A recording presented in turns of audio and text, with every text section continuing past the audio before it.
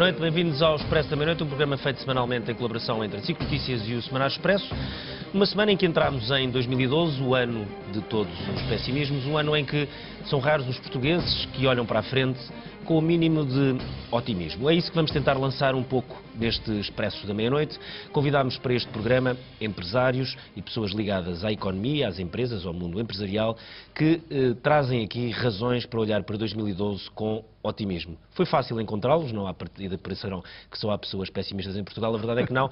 Há pessoas com razões para enfrentar o ano com algum otimismo. Para este programa convidámos então Helena Vieira, é presidente da BioAlve, António Murta, presidente da Patena, Ricardo Figueiredo, presidente da FEPSA e José Bento Santos, produtor de vinhos da Quinta do Monte Douro.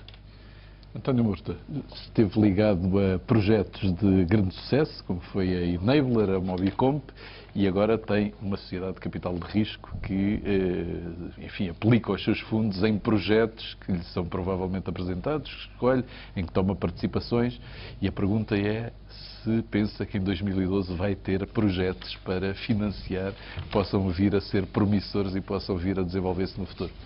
Não, tenho a certeza que sim. Nos últimos 12 meses passaram por mim 100 business plans de empresas de matriz nacional portuguesa. E desses 100 business plans investi em 10. Eu posso dizer que nos últimos 2, 3 anos vejo todos os dias um nível de empreendedorismo, desde logo jovem, que não via há uns anos em Portugal. Desde logo porque não havia uma tão boa produção científica, talvez o melhor legado do anterior governo. O trabalho de Maria Nogago foi muito bom, deixou frutos. Há uma base científica e tecnológica na Universidade Portuguesa nova e que de alguma maneira está a produzir pela primeira vez resultados visíveis, resultados no mercado. Portanto, acredito que de facto há empresas a germinar e que podem ser empresas de futuro. Diga uma coisa, são empresas que vão ter consigo porque a banca não lhes abre portas ou vão ser consigo porque sem sequer passar pela banca? Há tudo. Repare, quando um jovem empresário quer lançar a sua empresa, antes de mais nada precisa de dinheiro. Uma grande parte das pessoas não tem disponibilidades e não tem no seu ringue, no seu anel de família, pessoas que tenham disponibilidades para justamente se autofinanciarem. Costuma-se dizer que o primeiro anel de financiamento das empresas são os 3F, a família, os fools, os tolos e os outros, ok?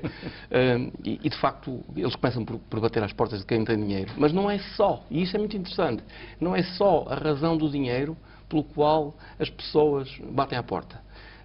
Começa a haver pessoas que percebem a noção de a diferença entre dumb money e smart money, começam a falar da qualidade do dinheiro e querem ver investidores que compreendem os problemas que eles enfrentam.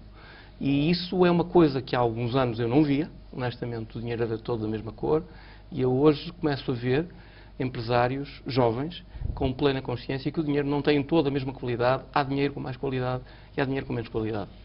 E as universidades estão a produzir mais empreendedores, é o que se pode deduzir das suas palavras? Se quiser, há uma velha expressão do Camões, a necessidade aguçou o engenho. Eu acredito que, apesar da escassez nos magoar a todos, os próximos anos serão anos duros para Portugal e acho que isso é inapelável. Essa escassez vai ser boa para Portugal. Vou-lhe dar um exemplo. Um exemplo dos últimos meses. Há bem poucos meses, há 2 meses, pela primeira vez, Portugal teve, no mês, mais exportações que importações. Já não acontecia há 15 anos. No último mês, para a Espanha, nós exportamos mais do que importamos. O que não há notícia, não há memória de algum dia, em algum mês, ter acontecido. Eu julgo que isto não poderia ter acontecido se não houvesse problemas sérios de procura interna e que determinam, desde logo, uma postura muito mais proativa, muito mais orientada às exportações do que alguma vez tivemos. Portanto, quero dizer com isto que às vezes a necessidade realmente aguçou o engenho e demonstradamente isso está a acontecer. Helena Vieira, da área da biomedicina, não disse nada errado, vou falar pouco para não dizer mesmo nada errado, é uma daquelas áreas para a qual a maior parte dos portugueses ainda olha sem saber bem o que é. Temos empresas de que nos podemos orgulhar neste setor? Temos. Eu sou formada em biomedicina, trabalho neste momento numa área um bocadinho mais vasta que é a biotecnologia e de facto é um setor muito jovem, muito recente em Portugal, tem 10 anos mais ou menos. É um setor que é muito intensiva em termos de capital e muito intensiva em termos de tecnologia, portanto consume muito capital para gerar resultados com algum capital tempo. Em 2012, a única coisa que consome capital e vive bem é o Ministério das Finanças, não, em 2012. Não necessariamente. Temos algumas empresas que já deram cartadas. Falta-nos, talvez, o grande exemplo da biotecnologia em particular. Temos a Bial como um grande exemplo, por exemplo, da farma, de que vale a pena investir, desenvolver e tem sucesso. Demora tempo, mas chega-se lá. Portanto, é um bom exemplo para todos os investidores, por exemplo, que têm algum receio de investir nesta área. Mas a biotecnologia é muito mais do que só a farmacêutica. Tem muitas outras áreas em que Portugal pode, de facto, dar grandes cartadas. Há agora uma série de outras empresas que estão a surgir, que trabalham em muitas áreas possíveis. Estou a falar do mar, estou a falar da cosmética, estou a falar da alimentação, estou a falar da agricultura, estou a falar do vinho, estou a falar de uma série de áreas que a biotecnologia toca. E como é que resolve a questão da escassez de capital? Lá fora. A crise é cá dentro. Lá fora não há tanta crise como aqui. Mas consegue-se financiar fora tendo sede em Portugal ou vai para a Holanda ou para a China, como agora está na moda nas últimas semanas? Exato, a China então. Não, eu acho que há aqui um dos modelos que a BioAlvo optou por fazer é talvez mudar o modelo de negócio deste tipo de empresas. E a dependência quase total que existia aqui há 5 anos atrás do capital de risco para financiamento destas empresas está a mudar. Existem modelos de negócio alternativos. Existem formas das próprias empresas gerarem algum cash flow com passos intermédios de venda de novos produtos e serviços que se calhar não pensavam antes. E existem outras formas de financiamento. Não podemos esquecer que existe imenso investimento da União Europeia em investigação e desenvolvimento e em inovação. Existem imensos programas portugueses, nacionais, de incentivo às empresas e de incentivo à investigação e desenvolvimento empresarial. Portanto, aqui há uma série de pontos positivos que nós podemos, de facto, pensar que lembrar que vão existir ainda em 2012. E a BioAlvo neste momento está apontada para apostar aonde, exatamente? A BioAlvo nasceu global desde o dia 1, porque a procura interna é baixa, e, portanto não é propriamente um setor que tenha raízes integradas em Portugal. E, portanto, a BioAlvo nasceu global desde o primeiro dia. Tem um advisory board que é global, a equipa é multicultural e os nossos clientes começaram por ser estrangeiros e só depois é que começámos a ter alguns clientes portugueses. A BioAlvo nasceu como uma empresa de origem farmacêutica, com tecnologia biológica, e virou-se em 2011 foi um ano de viragem fantástico para nós. Nós começámos a usar o mar como fonte de produtos e serviços para a farmacêutica, a cosmética, a alimentação, tudo à volta de uma tecnologia que nós construímos, que é patenteada, que é nossa, é portuguesa, e para a qual descobrimos uma série de outras utilizações e que estamos a explorar em todas as áreas possíveis e imaginárias. Muito bem. Ricardo Rodrigues, gostava de... Ricardo Figueiredo, gostava de estar à frente da FEPSA. As pessoas, se calhar, o nome FEPSA talvez possa não lhes dizer a grande coisa, mas a FEPSA cobra as cabeças de alguns dos poderosos do mundo, desde atores de cinema até presidentes de países. Suponho que a terceira maior empresa no ranking desta área. E a pergunta é se tem razões para estar otimista em 2012. Olha, eu tenho imensas razões para estar otimista e tive que condensar essas razões todas para não me alongar muito. E para já tenho uma boa notícia, é que já não somos o terceiro, já somos o primeiro. Desde a última vez que falamos, já passamos do terceiro para o primeiro. De facto, somos o primeiro. Mas que em quantidade de produção de chapéus? Somos, portanto, fornecedores de feltros para a indústria de chapéus. Portanto, não fabricamos o produto final, o chapéu, fabricamos um produto intermédio, os nossos clientes são industriais. E, de facto, o ano passado passamos a ser o fabricante número 1 em quantidade, já éramos certamente em qualidade porque fabricávamos para a alta gama. Isto devido a que o ano passado conseguimos aumentar o volume de vendas, aumentamos 27% o ano passado, em cima de 24% que já tínhamos aumentado no ano anterior e, portanto, isto catapultou-nos para, de facto, número 1 neste setor. Portanto, alargamos não só a nossa base de clientes, mas também os nossos clientes, enfim, venderam bem, cresceram e nós, obviamente, crescemos com eles. Para 2012, estamos a encarar o ano com algum otimismo. Fizemos o trabalho de casa em 2011, Vamos, enfim, tentar explorar o mercado russo, onde ainda não estamos, e o mercado do Equador, onde também temos pouca expressão ainda. E, portanto, não só os nossos clientes vão crescer com os produtos que lhes proporcionamos, mas também, enfim, vamos alargar um bocadinho a nossa base de clientes, o que nos vai permitir manter um nível de crescimento apreciável, não se sabendo ainda se conseguem manter os níveis dos últimos 2 anos, mas estamos bastante otimistas para o próximo ano. Quantas pessoas é que empregam? Nós empregamos no total 300 pessoas, mas a FEPSA emprega 170 e há uma outra empresa associada, que é a Cortadoria Nacional de Pelo, que nos abastece de matéria-prima, que é o pelo de coelho. Os feltros são feitos de lã ou pelo de coelho. A Cortadoria, que pertence ao grupo e, portanto, como disse, fornece a FEPSA, é uma empresa que tem cerca de 40% do mercado mundial. O ano passado duplicou as vendas e no ano anterior tinha subido 17% e, portanto, também está a encarar o próximo ano com bastante otimismo. E a questão do abastecimento da matéria-prima? Os chineses também não compram a matéria-prima toda? Compram a matéria-prima toda. A matéria-prima subiu de 7 coelhos. cêntimos, que são as peles de coelho. Os chineses compram a matéria-prima que podem. Também aqui houve problemas. Há 2 anos uma pele custava 7 cêntimos, hoje uma pele custa 1,5 €. Portanto, para vos dar uma ideia de que é que isto aumentou. Mas, bom, há alguns problemas de abastecimento de peles. Tentamos, inclusivamente, criar aqui uma unidade de secagem de peles, mas parece que podem secar peles em Portugal, aliás, em Espanha, em França e noutros países europeus, mas em Portugal é complicado.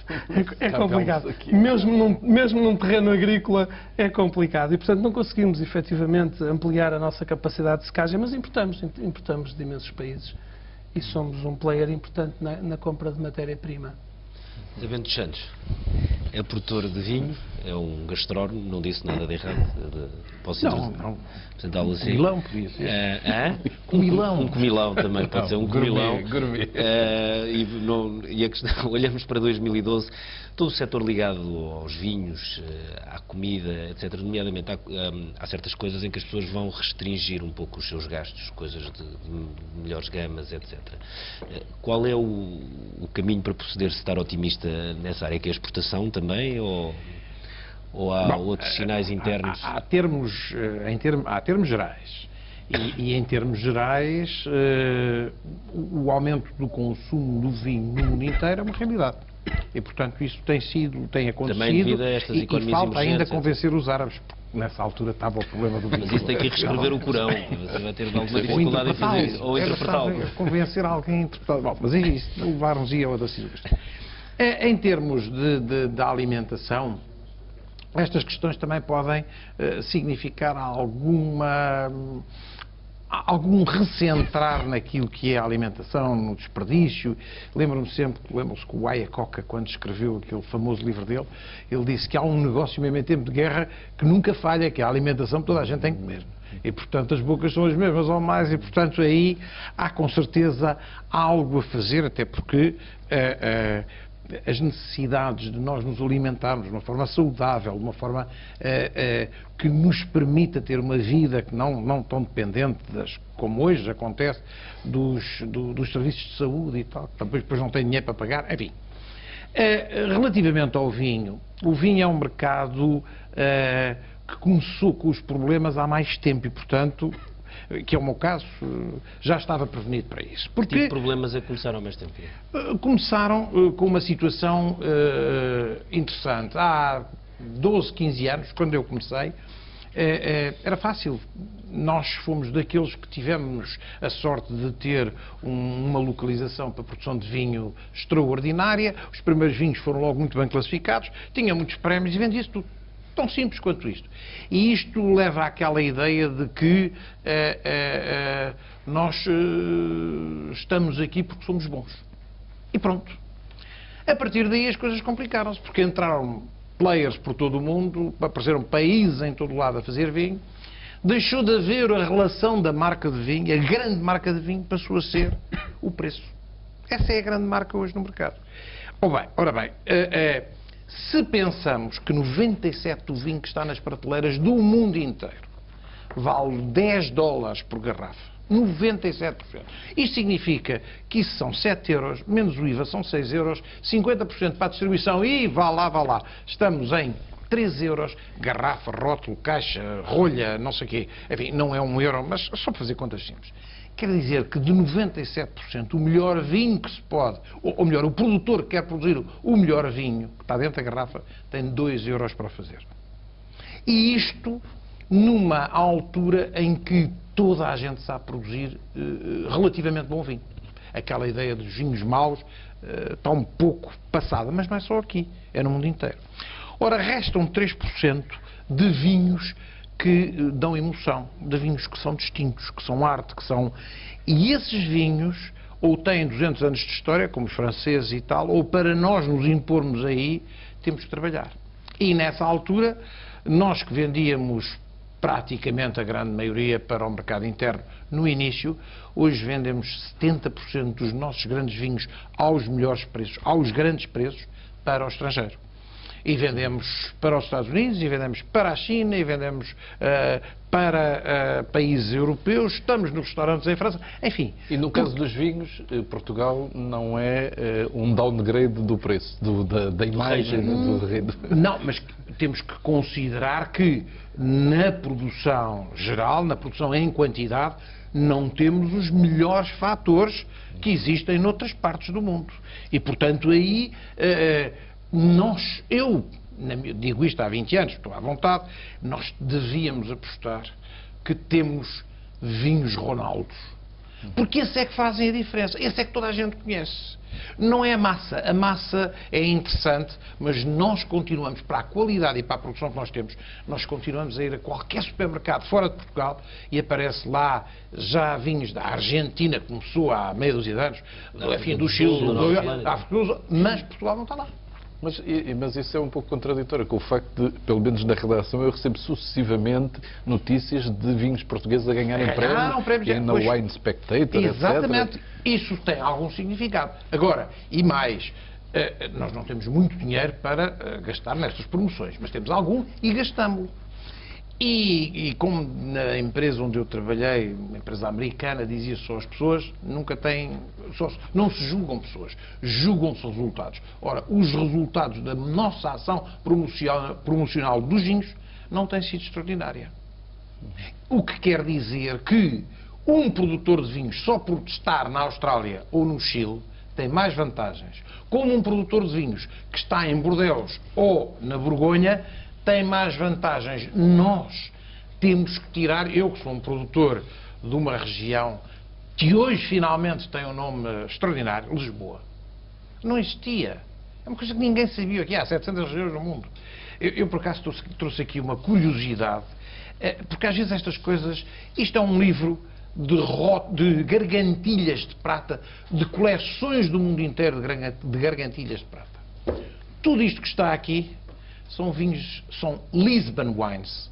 No século XVIII e XIX, os Lisbon Wines eram reconhecidos, e não há muitos. Depois há um Cabernet, não aparecem grandes Borgonhas, há Porto, naturalmente, e nós tivemos essa marca e perdemos-la.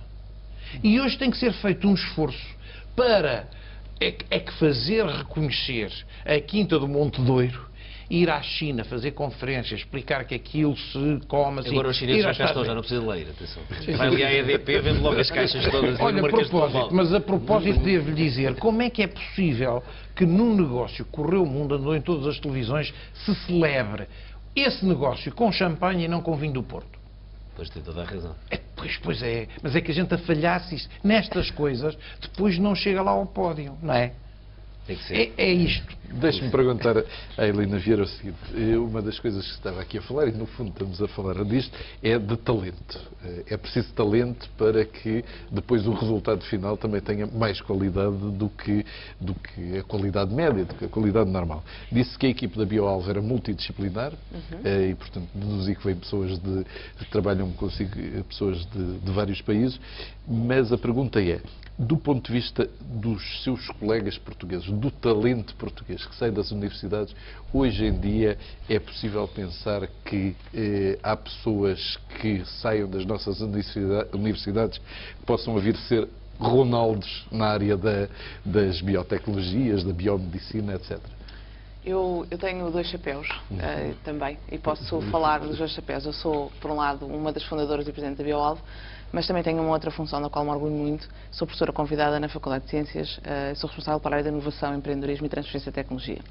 E, portanto, eu tenho um papel ativo na formação e captação desses talentos das nossas universidades. E o que eu posso dizer, quando eu saí de Portugal e fui para Londres estudar, eu nunca tinha ouvido a palavra empreendedorismo, inovação, empresas, biotecnologia. Eu fui treinada para ser uma investigadora, para ser provavelmente académica e pouco mais. Saí, fiz a minha formação lá fora e contactei com um mundo muito diferente, e quando voltei encontrei um Portugal diferente. E hoje estou dentro da universidade como docente e é um mundo muito diferente daquilo que era há tão pouco tempo como 5 anos atrás. Portanto, hoje em dia, não só os nossos jovens estão muito mais alertas para todas estas problemáticas e estas questões, existe formação específica e uma grande aposta de algumas universidades, efetivamente, em dar formação aos estudantes nestas áreas.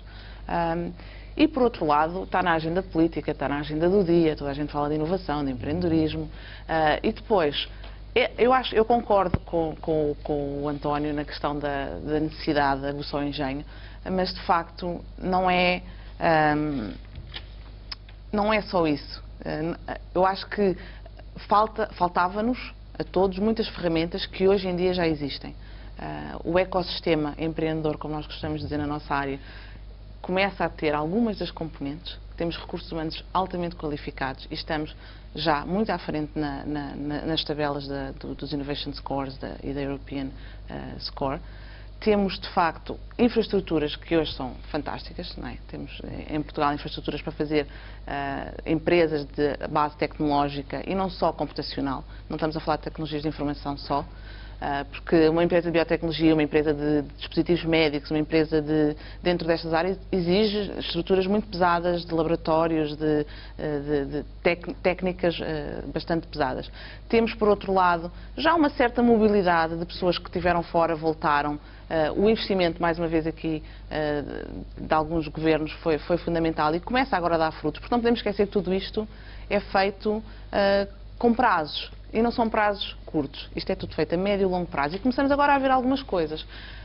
Não podemos deixar de tirar isto da agenda política. Portanto, temos que continuar este investimento. E temos muitos talentos, há muitos concursos, temos imensos jovens promissores. Temos, por exemplo, agora, dentro da minha área, a Cell2B, da Daniela Couto, a Lusitin, com o medicamento novo baseado na luz para o cancro. Temos imensas ideias inovadoras que são nacionais a sair daqui. Não estamos a comprar tecnologia lá fora e depois a dizer que é portuguesa, não. São empresas que nascem daquilo que se faz nos nossos laboratórios. Nós próprios, na BioAlvo, lideramos um mega projeto enorme com quase todas as universidades portuguesas na área, precisamente, de aproveitamento dos recursos naturais portugueses com a biotecnologia. Portanto, uma área que é tradicionalmente tradicional e nós estamos a trabalhar numa fase de ponta, a desenvolver medicamentos a partir disso para doenças neurológicas, como a doença dos pezinhos ou a doença de Alzheimer. E fazemos isto juntamente com as universidades. As universidades são quem sabe produzir inovação. As empresas têm o dom de saber comercializá-las. É uma questão de melhorarmos os canais de comunicação. Permitia-me corrigir, Helena. Eu acho que... É sempre bom discordar. Não, discordar construtivamente. Eu acho que as universidades produzem conhecimento, não necessariamente inovação, produzem conhecimento. Acho que as universidades portuguesas ainda têm de melhorar muito na transferência de conhecimento. Estão definitivamente a fazê-lo, mas eu acho que isso é uma real necessidade. Eu gostava de pedir emprestadas as palavras do José Bento Santos, que eu achei muito felizes. Ele falou de vinhos Ronaldo. E eu acho que é uma expressão boa. E eu acho que todas as pessoas que estão à volta desta mesa representam produtos Ronaldo. Todos nós acreditamos que Portugal é pequenino. Tudo o que fazemos não é para Portugal, é para o mundo. De diferentes maneiras. O seu produto é físico, o seu produto é líquido, quase sensorial. A partir de certo muitos copos passa a ser físico. Deixe-me só dizer uma coisa que muitas vezes, relativamente ao Ronaldo, e são 30 segundos, é que o Ronaldo nasceu com um talento fabuloso para aquilo que faz. Mas não é isso que faz dele o grande jogador. O que faz dele um grande jogador são as 12 horas de trabalho por dia. E isso ninguém, muitas vezes, pensa que aquilo é um dom. E não é. Aquilo, ele é o que é porque trabalha como muito poucos. José, mas eu gostava de pegar nisso porque eu acho que é exatamente o exemplo. Nós costumamos brincar com o futebol. Eu vou-me permitir que a economia, desta vez, tenha a aprender com o futebol. Eu gostava que os outros setores da economia portuguesa pudessem dizer o que o desporto futebolístico pode. Alguns dos melhores jogadores do mundo de futebol são portugueses. Estão a jogar nos melhores campeonatos do mundo, pagos como dos melhores do mundo. Nós devíamos ter a ambição, nos diferentes segmentos da economia, em ser exatamente a mesma coisa que os jogadores de futebol são no seu setor, os melhores do mundo. E esse aspecto, a sua imagem do Vinhos Ronaldo, é um aspecto fundamental.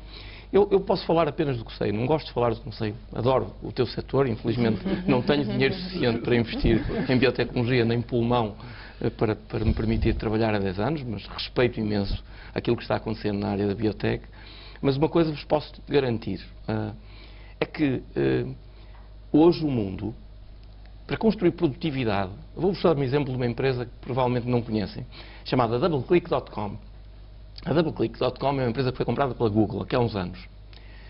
Na prática, a empresa faz uma coisa muito simples, permite que a publicidade seja direcionada de uma maneira muito mais precisa.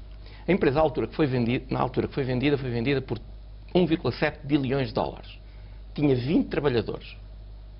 Eu gosto do rácio 1,7 bi dividido por 20.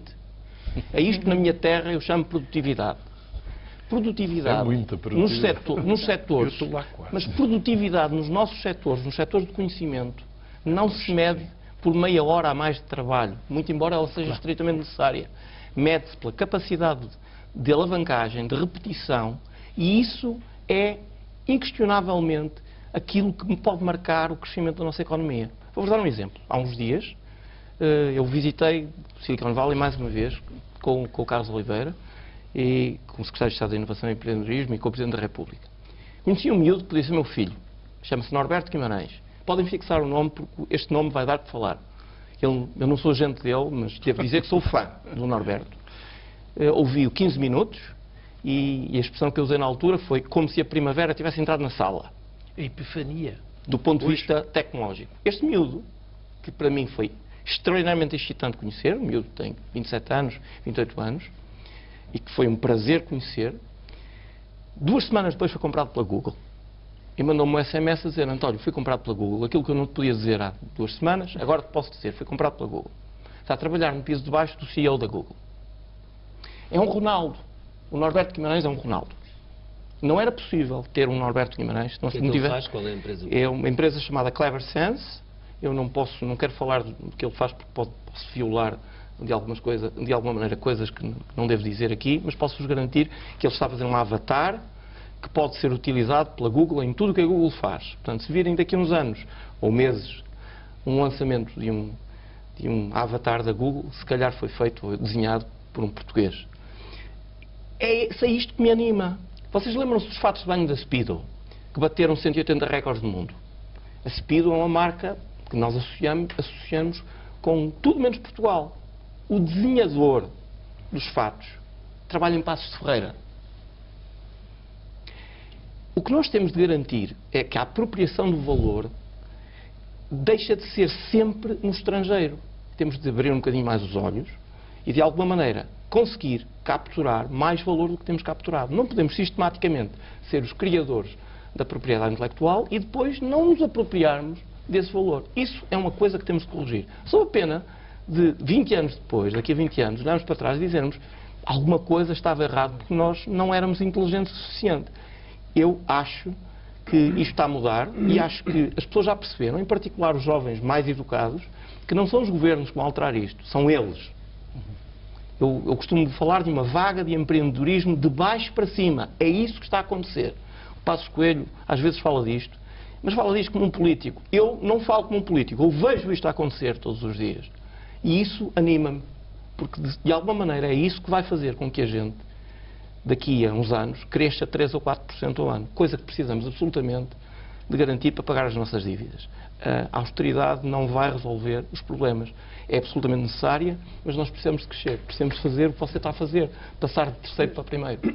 Mas eu realmente acho que temos excelentes empreendedores e precisamos desses empreendedores realmente para transformar o conhecimento, a tecnologia, a ciência em valor económico e para aproveitar esses talentos de que o António estava a falar, não é? Quer dizer, precisamos realmente de empreendedores. E eu estou a notar positivamente, e isso dá-me algum otimismo também para 2012, que os portugueses começam a apreciar e a olhar com algum apreço para os empreendedores, o que não foi sempre verdade nos últimos 30 anos. Não é verdade? E acho que realmente os empreendedores, os empresários, de uma forma geral, estão a fazer um esforço enorme em Portugal para aumentar as exportações. Isso está a ser conseguido. Em 2011 nós aumentamos as exportações, salvo erro, 14%. É previsível que venhamos a continuar a aumentar as exportações em 2012. E realmente nós temos um problema, obviamente, com o endividamento externo, mas só resolvendo o problema da balança comercial é que lá vamos, não é? E controlando, obviamente, a despesa pública. E acho que realmente os agentes económicos estão a dar uma contribuição fundamental para que este milagre aconteça, porque nós tínhamos um déficit em 2010 de 5 mil milhões de euros e em 2011 esse déficit foi só de 3. Foi uma travagem brutal. Quer dizer, por um lado, porque o povo português fez uma travagem enorme no consumo, o que teve algumas consequências nefastas, mas teve a grande vantagem de realmente fazer com que as importações diminuíssem muito, diminuíram 5%. Mas as exportações aumentaram 14%. Isto é uma coisa notável. Eu julgo que isto até será quase único no mundo. Se nós em 2012 realmente, como se presume, como se espera, conseguirmos equilibrar a balança comercial, isso é uma coisa absolutamente extraordinária. Não é? E que depois nos permite, enfim, mais tarde, fazer aquilo que o António estava a fazer, desde que consigamos apoiar os empreendedores, conseguimos realmente catapultar Portugal para taxas de crescimento se não for de 2 dígitos, como os nossos parceiros lusófonos, pelo menos que seja a meio ali da tabela, ali nos 5%. Diga uma coisa, Ricardo. Há a ideia, que é errada, de que setores tradicionais não inovam. O que eu gostava de lhe perguntar é se, concretamente na sua empresa, se há inovação de processos, de serviços, de métodos, enfim. Um dos nossos grandes objetivos é tornar-nos imprescindíveis. Esse foi sempre a nossa estratégia ao longo dos anos. E para isso realmente temos um gosto muito especial pela inovação e pela complexidade. Nós gostamos de produtos que exijam inovação.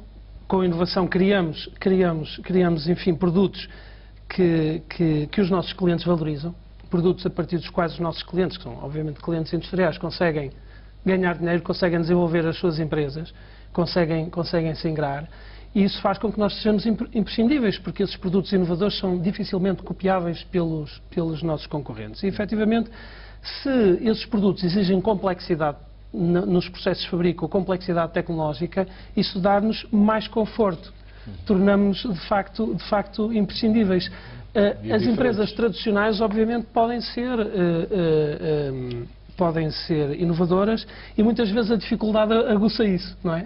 A dificuldade muitas vezes aguça isso, não é? É o empreendedorismo de necessidade, não é? A necessidade de criar produtos para continuar E nós que temos uma taxa de penetração no mercado bastante elevada, que temos 1/4 do mercado mundial, às vezes temos dificuldade em aumentar a cota de mercado. É difícil aumentar essa cota de mercado. Eu estou também ligado, tenho um outro chapéu que está ligado às tecnologias e da eletrónica. E tenho parafraseando a Helena, e que tenho realmente o privilégio de estar ligado com mais 3 amigos e temos uma empresa tecnológica. Fabricamos instrumentos de voo livre e a empresa chama-se Flymaster. E eu observo que os princípios são os mesmos. Criar produtos imprescindíveis, é isso que nos dá uma vantagem competitiva. A Flymaster tem quase duplicado as vendas a cada ano, desde que foi uma startup 5 anos atrás. Esclareça-me o que é que são instrumentos de voo livre. as pessoas, os praticantes de parapente e da asa delta precisam de um navegador que não é um navegador como os que se usam nos carros para fazer uma navegação em 2D, é um navegador 3D, não é? 3D. E, portanto, é um navegador específico para esse desporto. E o mercado era dominado por empresas alemãs e suíças. E parecia-nos quase impossível sequer entrar no mercado, mas acreditávamos, enfim, na audácia das pessoas que desenvolveram aquilo, que não fui eu, foram os meus colegas que desenvolveram o produto. E hoje temos 50% do mercado mundial nessa pequena empresa, é um nicho de mercado. Mas, de facto, estamos a tornar imprescindíveis. Fizemos, recentemente, houve uma competição que é muito conhecida, que é o Red Bull X-Alps, é uma competição em que os parapentistas saem de Salzburgo e têm que voar ou caminhar, enfim, movimentarem-se pelos seus próprios meios, de parapente ou a pé, desde Salzburgo até ao Mónaco, e nós fornecemos uma solução de live tracking. Mas é com o Red Bull, com o Red Bull ajuda a voar, não é? Mas o nosso instrumento ajudou a fazer o live tracking disto tudo e os parapentistas ficaram em suspenso no mundo todo, realmente a ver em tempo real, em cima do Google, onde é que estavam os diversos pilotos. Isto torna a empresa imprescindível, torna aquele produto imprescindível. Portanto, de facto, a inovação, obviamente, possível nas tecnológicas, mas também é possível nas empresas tradicionais, sem dúvida nenhuma. Como é que se vai de Salzburgo até ao Mónaco com o B20? Também há aqui uma situação que eu gostaria de abordar, ela é recorrente, mas foi das coisas que na minha vida mais permitiu o avanço nas empresas. Um dia chegou aqui um homem da Nova Zelândia, nesse jantar, é evidente, só se falou de rugby, mas no dia seguinte ele estava sentado no meu escritório ao meu lado, sem fazer nada. A empresa dos Estados Unidos mandavam e ele andava sempre às voltas. E o que é que ele aconteceu? Ao fim de uma semana, 15 dias de estar aqui, ele apercebeu-se do que é que nós andávamos a fazer que não devíamos fazer. E, portanto, a partir daí, nós, em todas as empresas, isso acontece hoje, quando há qualquer coisa, há uma reclamação, há qualquer coisa que não corre bem, há qualquer coisa que se começa a emaranhar, a atrapalhar, imediatamente há uma atuação. O que acontece, eu lembro-me eu se não disser esta palavra morro hoje, o paradigma da tropa, o paradigma tinha... O Conde de Lippe fez aquele regulamento da disciplina militar em 1800 e tal. Toda a gente foi acrescentando coisas. Quando eu cheguei lá, já ninguém se entendia, porque acontecia tanta coisa que havia o sim e a contradição. Nestes últimos 30 e tal anos, o que se fez de leis, o que aconteceu, o que se baralhou, torna a vida, às vezes, impossível para quem quer fazer coisas, e estamos todos nós aqui, que sofremos com isso todos os dias. Posso ler uma coisa? Sim, sim. O que é que uma pessoa num país que recebe... Eu fiz um investimento na Quinta do Monte de Ouro de 1 milhão de euros. E, desculpe lá, eu não tenho óculos, leia só este primeiro parágrafo. Não tem problema nenhum. Informamos que a candidatura apresentada para a atribuição de apoio financeiro, a que corresponde o projeto identificado em assunto, foi apreciada em 30 de setembro de 2003, não tendo reunido condições para a aprovação pelo valor total do investimento proposto, mas pelo montante de 983.925,54, nas condições que em anexo discriminam, porquanto foram considerados custos não elegíveis. Quer continuo? Não, diga só. Obras nos... Não. Custos não elegíveis. Foram considerados custos não elegíveis... Meio euro. Meio euro. Num milhão. Isto teve um selo, isto teve... Quer dizer, quando isto acontece, e eu que tenho disto, eu não sei se acontece, mas todos os dias, nós temos uma oportunidade única. Uma crise é uma oportunidade. E temos aqui, de facto, um trabalho... Eu não sei como é que o governo... não elegível o investimento de 1 de 1 milhão de euros porque estava errado em meio euro. Está aqui. Nós temos de restaurar a confiança. Mas desculpa lá, a questão que se põe aqui é que passa-se a vida a dizer que o Ministro da Economia é que tem... Não, nós é que temos que fazer as coisas, não é? O Ministro da Economia... Agora, há uma responsabilidade que o Governo não pode fugir. É que tudo isto que está a acontecer, cada vez que acontece qualquer coisa e que não está bem, tem que ser emendada. Nós não podemos continuar, quem quer fazer coisas, a andar constantemente sujeito a todas estas regras complicadas, burocráticas, e isso é exclusivamente da obrigatoriedade do Governo. E já que há uma crise, e já que há uma oportunidade, que o façam. Mas isso não é do ADN do próprio edifício em que vive a administração pública? Mas tem que passar a ser, porque senão estamos todos sujeitos a sofrer as consequências disso. Mas para quem quer fazer, não pode continuar a sujeitar-se a estes pequenos... Eu todos os dias tenho problemas. É o rótulo, é o isto, é a... São coisas... Eu depois falo com os lá fora e é o contrário, lá não se passam isto. Portanto, nós quando estamos aqui faz-me lembrar os Jogos São Fronteiras. A gente quer subir lá acima. E os outros andam a deitar cabeçadas e água para cima e não sei o quê e tal, para a gente escorregar, para não subir ao mal. Nicolau, eu ia dizer uma coisa que me parece evidente, obviamente para todos os efeitos com formação profissional de tecnólogo. Os governos, com o advento da internet e da cloud, esta cena da nuvem, nós temos uma facilidade de partilhar que nunca tivemos no mundo, ok? Isso tem um impacto enorme em todos os processos de negócio. Vocês lembram-se quando a gente usava cheques? A certa altura, os bancos disseram-nos, queres usar um cheque, pagas 270 escudos. Na altura eram escudos. E recordem-se que eles nos fizeram isso porque queriam induzir, e bem, que a gente utilizasse mecanismos eletrónicos, ok?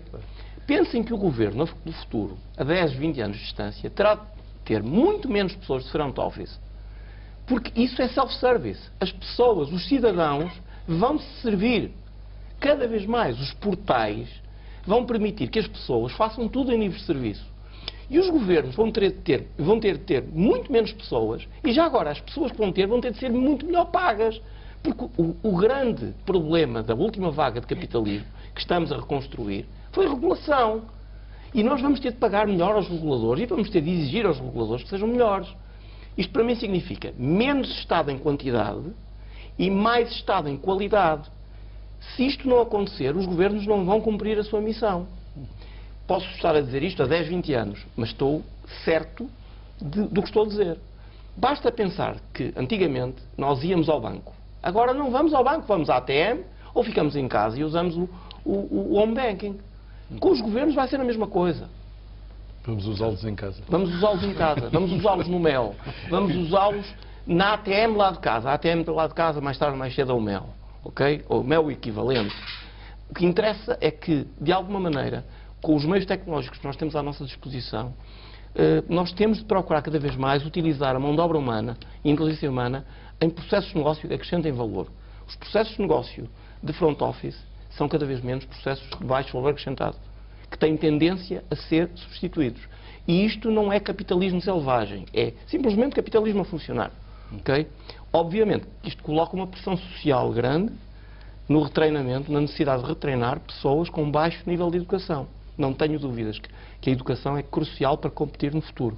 A todos os níveis. Deixa-me perguntar a Helena, não sei se esse gráfico tem a ver com isso, mas nos últimos anos, em todas as universidades portuguesas, houve claramente um aumento do número de cientistas que publicaram em revistas científicas os seus trabalhos, houve um aumento de doutoramentos, enfim, houve claramente a esse nível, não sei se a dimensão já é muito grande, mas houve aí claramente uma melhoria relativamente a 10 anos atrás. Houve. Até nem é preciso ir tão longe. Só num ano, Portugal deu um salto enorme. Estávamos na cauda dos países moderadamente inovadores. Estamos na frente, neste momento. Enquanto que a média de crescimento é 3,5% ao ano, Portugal cresceu 9% em termos de características de inovação num ano. Temos muito mais...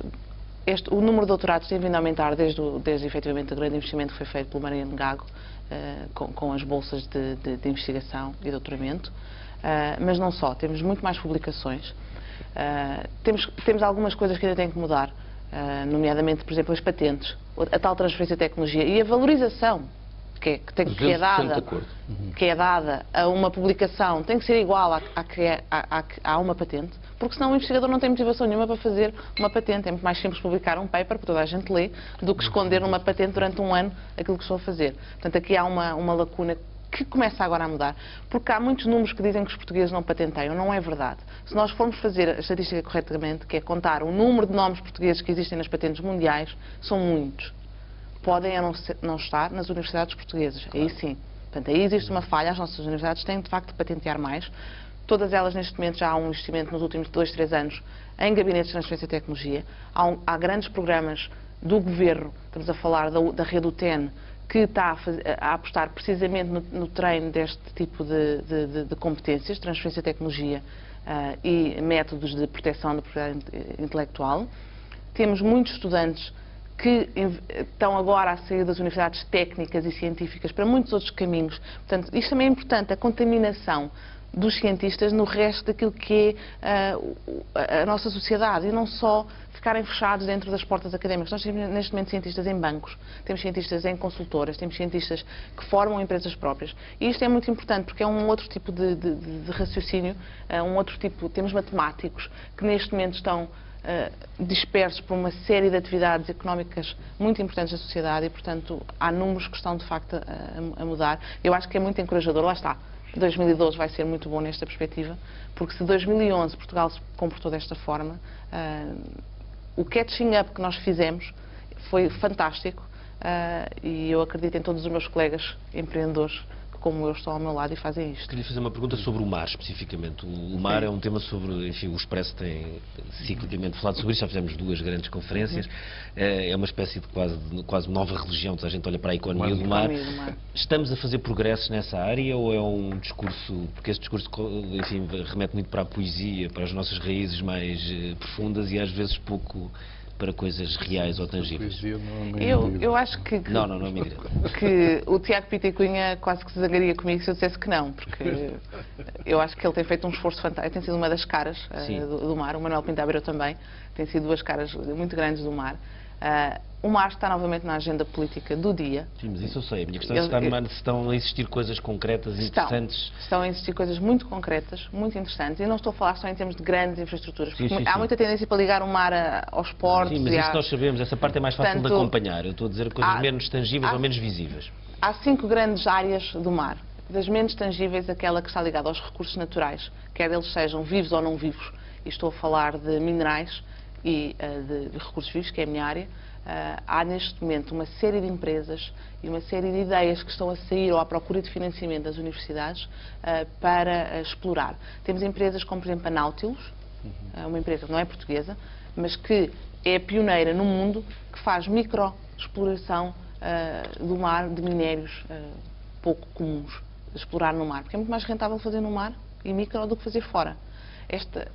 Só para dar um exemplo, por exemplo, a Farmamar, que é uma empresa espanhola na área da farmacêutica, desenvolve produtos só a partir do mar. E é uma empresa que vive há imenso tempo, tem imenso lucro e desenvolve produtos com impacto.